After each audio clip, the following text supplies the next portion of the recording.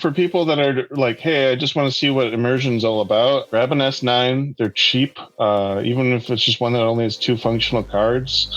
That will get you everything that you need to understand all the way up to where I'm at. So you can take one S9, throw it in one tank with one pump, one radiator, and you can see everything that's going on. You can just use regular mineral oil, and I know that's not recommended, but if you're just goofing around in your garage, it does work.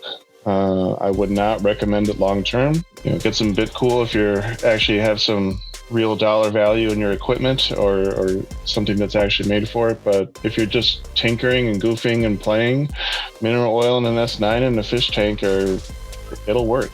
And so, putting brains on there and going through fan settings and looking at temperatures and the whole thing, you'll learn everything that you'll need to know with that. And the whole thing, grand total, would be less than $500, I think. I think the 2 biggest recommendations that I would make to someone who's building a new immersion setup is keep the fluid in the tank.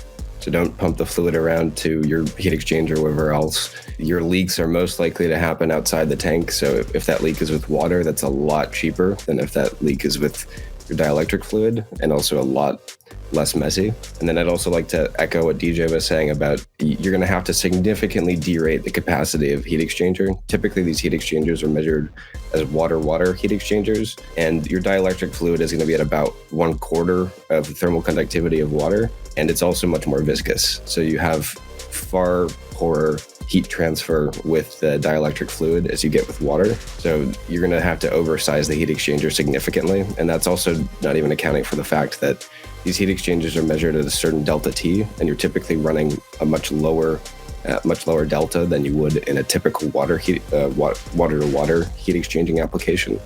So buy a much bigger heat exchanger than you think you need for your setup. In general, it's going to have to be several times the size of what you would need for a typical water setup.